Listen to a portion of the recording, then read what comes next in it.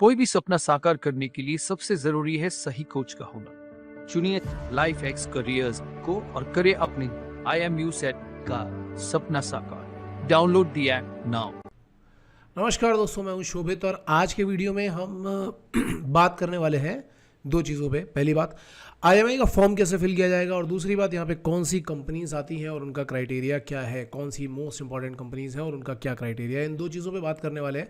हालांकि आप में से काफ़ी सारे लोग जो IMI के ग्रुप में ऑलरेडी होंगे उनके पास ये इन्फॉर्मेशन पहले से ही होगी, लेकिन अगर आप नहीं हो, आपको नहीं पता है, तो ये इन्फॉर्मेशन आपके काफ़ी काम आने वाली है और आपको लगता है कि किसी और के लिए इंपॉर्टेंट है तो आप उनको भी ये शेयर कर सकते हो। वैसे IMI ने भी अपना व्हाट्सअप ग्रुप बनाया हुआ है, तो आप वहाँ पर भी जाकर के इसको देख सकते हो अगर अभी तक नहीं हो तो। यहाँ पे मैंने देखो ये लिंक ओपन किया हुआ है, अगर आप जाओगे तो ध्यान से देख लो। लिंक है imi.marineims.com और उसमें एडमिशन, एप्लीकेशन और फिर DNS पे जा रहे हैं। तो ये पूरा का पूरा फॉर्म फिलअप करना है। फॉर्म फिलअप करने का तरीका यार देखो मोर और लेस सेम ही है, कुछ अलग नहीं है। जहाँ जहाँ पे स्टार मार्क लगे हुए हैं वो मैंडेटरी है, जैसे first name, mobile number, date of birth. Middle name या लास्ट नेम कंपलसरी नहीं है, फर्स्ट नेम कंपलसरी है। बहुत बार पिछले वाले वीडियो में लोग पूछ रहे थे, यहाँ पे भी आप देख सकते हो। मोबाइल नंबर कंपलसरी है, डेट ऑफ बर्थ कंपलसरी है, आपका एज क्या है वो कंपलसरी है, blood group, gender, email ID, marital status, nationality, mother tongue, Aadhaar card number और प्लेस ऑफ बर्थ, ये सारी चीज़ें आपकी जो है ये नेसेसरी है। आपका हाइट और आपका वेट, क्योंकि उसके अकॉर्डिंग ही आपका BMI कैलकुलेट करते हैं, तो ये भी नेसेसरी है। फिजिकल डिटेल्स है। गार्जियंस के डिटेल में फादर की डिटेल्स जो है, मतलब फादर का नाम, occupation, income and mobile number. Email compulsory नहीं है, ये सारी चीज़ें कंपलसरी हैं। In the same way mother के में कुछ भी कंपलसरी नहीं है, अगर आप नहीं भी फिलअप करोगे तो भी चलेगा। परमानेंट एड्रेस, दो तरीके के एड्रेस हैं यहाँ पे, फिर से देख लो, एक परमानेंट और एक कॉरेस्पॉन्डेंस। बहुत लोगों के लिए परमानेंट और कॉरेस्पॉन्डेंस दोनों सेम ही होते हैं। कुछ लोगों के लिए ऐसा होता है कि परमानेंट एड्रेस सपोज करो कहीं और का है और उसके बाद वो कहीं तैयारी करने दूसरे शहर में आ गए तो कॉरेस्पॉन्डेंस कहीं और का हो सकता है। तो ये दोनों ही पूरी तरीके से भरने हैं।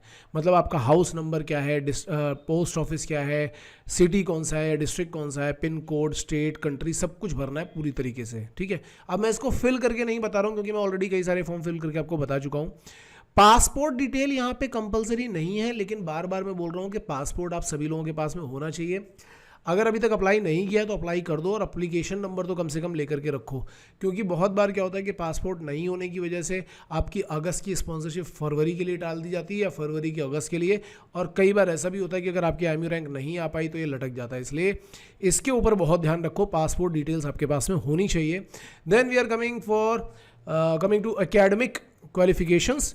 तो इसमें क्लास 10th का पूरा रिजल्ट चाहिए भाई, 10th पास होना ही चाहिए, तो रिजल्ट का पूरा स्टेटस चाहिए है। कौन से ईयर में ज्वाइन किया था, कब पास हुए थे, इंग्लिश का परसेंटेज कितना है, फाइनल परसेंटेज, सब कुछ चाहिए। In the same way 12th के क्वालिफिकेशन, अगर आप अपीयरिंग हो तो फिर आपको यहाँ पे कुछ नहीं फिल करना है, और यहाँ पे देखो स्टार मार्क लगा भी नहीं है। लेकिन अगर आप अपीयरिंग नहीं हो, आप पास कर चुके हो, तो आपको सारी चीज़ें यहाँ पे फिल करनी है। इसके बाद अगर आपने कोई डिप्लोमा वगैरह किया है तो ठीक है, नहीं किया है तो आप उसको यहाँ पे छोड़ सकते हो। आपने कोई डिग्री की है तो यहाँ फिल कर सकते हो, अगर डिग्री नहीं की है तो उसको आप छोड़ सकते हो। IMU CT की डिटेल भी कंपलसरी नहीं है। ठीक है, अगर आपने फॉर्म भर दिया होगा और तब भर रहे होगे ये फॉर्म, IMU का फॉर्म भरने के बाद भरोगे तब तो सारी चीज़ें भरनी पड़ेंगी। हालांकि अभी IMU का फॉर्म आया नहीं है और कई लोग पूछ रहे हैं कि सर IMU का फॉर्म कब आएगा, वो भी क्लियर भी नहीं है। होपफुली मार्च अप्रैल तक पता चल जाएगा इन्फॉर्मेशन क्या आने वाली है। ठीक है, इसके अलावा आपको अपनी हॉबीज़ एंड अदर अचीवमेंट्स यहाँ पे डालने हैं। हॉबीज़ सबकी कुछ ना कुछ होती हैं। अचीवमेंट्स अगर आपके हैं, मतलब आपको कुछ गोल्ड मेडल मिला है, कुछ सर्टिफिकेट्स मिले या कुछ भी मिला है, वो सारी की सारी चीज़ें आप यहाँ पे डाल सकते हो। अगर आपको कुछ ऐड भी करना होगा तो वो भी कर सकते हो, नहीं डालना होगा तो भी चलेगा, कोई इशू नहीं है, कोई ज़बरदस्ती नहीं है। यहाँ पे कोई स्टार मार्क नहीं लगाया है उन्होंने।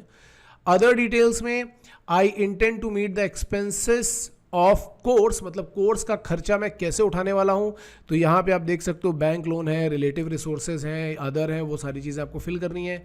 ठीक है, where did you hear about IMI, international maritime institute के बारे में आपने कहाँ से सुना, ये इनके लिए जानना बहुत ज़रूरी है, क्योंकि इससे इनको ये पता चलता है कि इनके कौन से रिसोर्सेज हैं जो सबसे ज़्यादा इन्फॉर्मेशन शेयर कर रहे हैं। एस्पायरिंग माइंड्स, naukri.com, फ्रेंड्स या एलुमनाई, शिक्षा, इंटरनेट वेबसाइट, आपने कहाँ से सुना है, ये चीज़ इनको आप ज़रूर बताइए कि आपने इनके बारे में कहाँ से सुना है।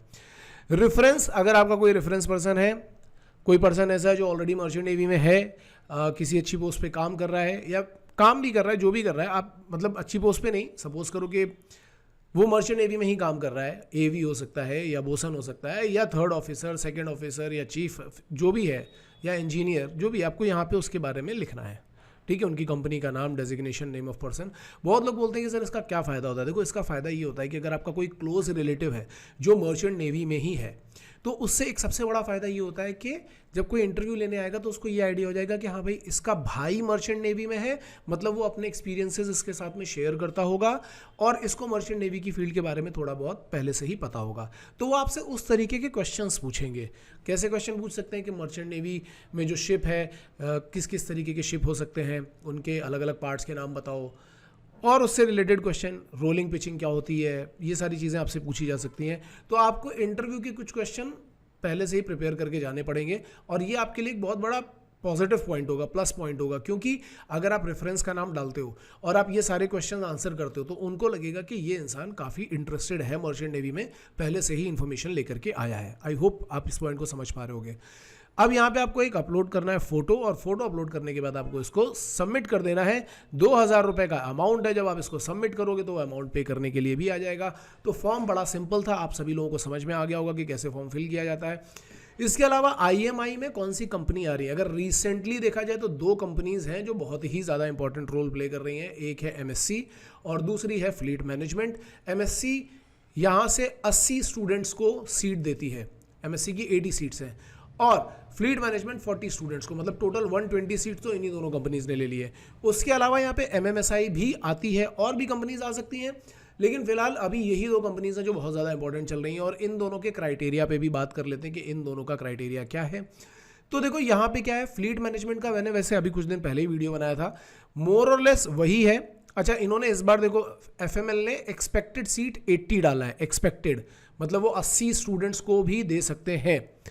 और एज क्या है, 20 साल होनी चाहिए, 20 साल या उससे कम। कब? 1 अगस्त से पहले पहले आपकी एज 20 साल, 1 अगस्त 2023 से पहले पहले आपकी एज 20 साल या उससे कम होनी चाहिए, तो ये आपको ले सकते हैं। दूसरी कंडीशन क्या है कि 12th क्लियर होना चाहिए 1 साल के अंदर अंदर। मतलब अगर आपने 2022 में 12th किया है और 2023 में ये एग्जाम दे रहे हो तो चलेगा, लेकिन अगर आपने 2021 में किया है तो ये आपके लिए नहीं चलेगा। मतलब ये दोनों क्राइटेरिया फुलफिल होने चाहिए, एज भी और ये कंडीशन भी।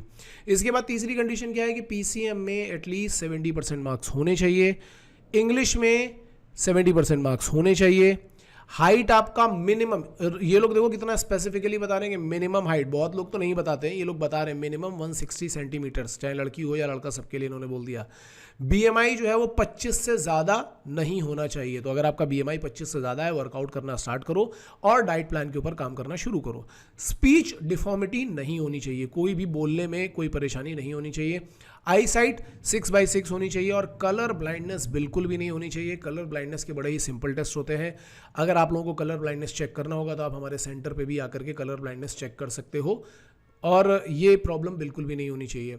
और आई साइट अगर आपका 6/6 नहीं है तो आप किसी डॉक्टर से बात करके अपने जो भी थेरेपी है वो ले सकते हो, या फिर अगर आपको लेज़र वाला ऑपरेशन कराना हो तो वो करा सकते हो। डॉक्टर से तुरंत के तुरंत आप डिस्कशन कर सकते हो, ठीक है। तो ये क्राइटेरिया क्या हुआ, ये फ्लीट मैनेजमेंट का हुआ।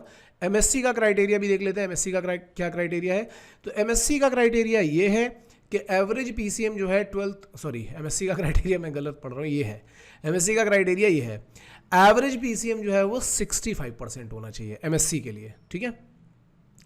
इंग्लिश का स्कोर जो है वो 60% होना चाहिए 12th स्टैंडर्ड में। आपकी एज 17 से 19 के बीच में होनी चाहिए, जैसे फ्लीट में 20 है, यहाँ पे 17 से 19 होनी चाहिए 1 अगस्त 2023 को। Appearing student can also apply, मतलब जो 12th अपियर कर रहे हैं वो भी अप्लाई कर सकते हैं। यहाँ पे भी स्पीच डिफॉर्मिटी नहीं होना चाहिए, आई साइट 6/6 होना चाहिए और कलर ब्लाइंडनेस नहीं होना चाहिए। तो ये थी जानकारी आगे आने वाले, और ये भी करीब करीब 80 सीट दे रहे हैं। मतलब अगर देखा जाए तो फ्लीट मैनेजमेंट और MSC की मिलाकर के 160 सीट्स हो जाती हैं IMI नोएडा में। काफ़ी अच्छा इंस्टीट्यूट है, आप लोग जाकर के विजिट करके भी देख सकते हो। और अगर आप प्रिपरेशन कर रहे हो और आपको लग रहा है, क्योंकि टाइम बहुत कम बचा है, फरवरी मार्च, अप्रैल, मई, मुश्किल से 4 महीने, क्योंकि लेट से लेट एग्जाम होगा तो जून में होगा, इससे ज़्यादा नहीं होगा। बहुत कम टाइम बचा है, जान लगा करके तैयारी करो। और अगर आप चाहते हो कि इसकी प्रिपरेशन कैसे की जाए, सर कुछ प्लानिंग बता दीजिए, हम घर पे प्रिपरेशन कर रहे हैं, कुछ प्लानिंग बता दीजिए, तो कमेंट सेक्शन में डालना, क्योंकि मैं बहुत जल्दी, अगर आपके कमेंट्स आएंगे तो डेफिनेटली मैं एक वीडियो इस पर बनाऊंगा कि प्लानिंग कैसे की जाए।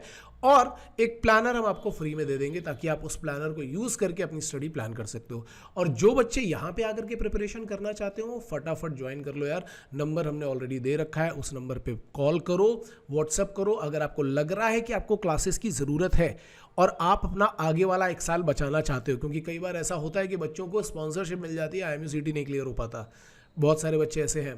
तो अगर आपको लग रहा है कि आपको अपना टाइम बचाना है, अपने टाइम को प्रॉपरली यूटिलाइज करना है, तो भाई फटाफट इस नंबर पे कॉल करो और बढ़िया से तैयारी करो। All the best guys.